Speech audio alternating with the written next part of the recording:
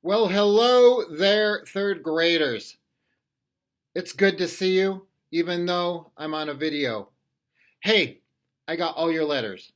They were well written, they were perfectly completed.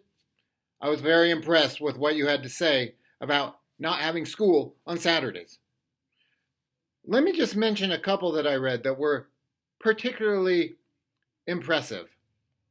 Sadie in Mrs. Chug's class says, "This is why we should not have school on Saturday. First, I will miss my family, and they will too. Next, I have to take care of 4 pets. That's a lot of pets. And I have to study." Sadie sat studying on a Saturday? That is very impressive. "And I have to help my mom and dad too. And I have chores and to fold laundry with my family, so please don't make everyone come all week long. I hope you understand. Sincerely, Sadie." Wow, beautifully composed letter of the day. I loved it. Very impressive. Also, Mrs. Gomez's class just kind of created their own letter to me from the whole class, and this is what they have to say. They said, "Dear Mr. Yosby, our class mostly disagrees with you about going to school on the weekends. We do agree it would be nice to learn more and to make our families proud of our work." And that's what I was thinking too. "But we want to see our friends and family and do other activities like chores, shopping, and karate." Karate? "This is why we disagree and hope you will change your mind. Sincerely, Mrs. Gomez's class." And finally, Jesus makes some great points from Mrs. Drope's class. Jesus says,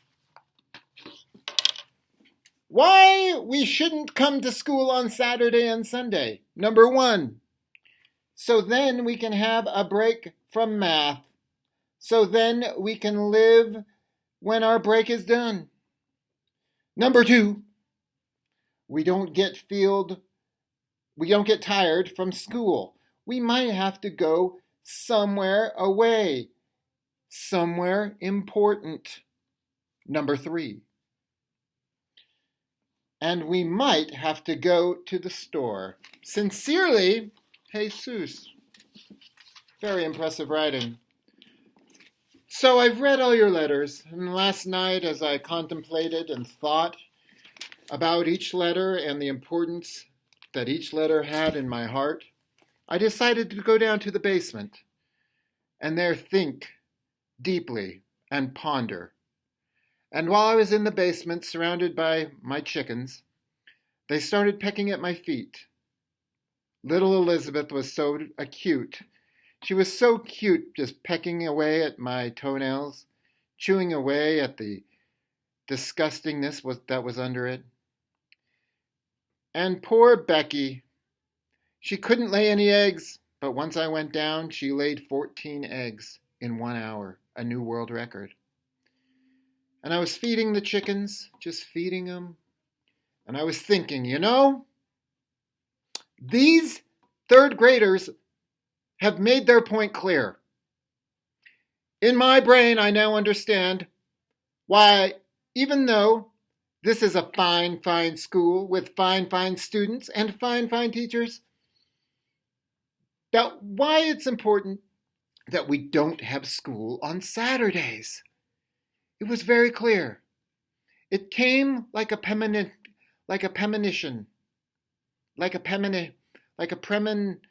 it came like a premonition. I felt sincerity about what you said, and I began to cry, big, deep tears. I began to weep. Weep means cry, boys and girls, because of your heart and your love for our school. It was beautiful. And so I have decided that we will not have school on Saturdays or Sundays or any holidays. That we will continue with our regular schedule, because you need to do things like go to karate and do chores. And I do not want to take you away from those important items. So congratulations, boys and girls. You have done it.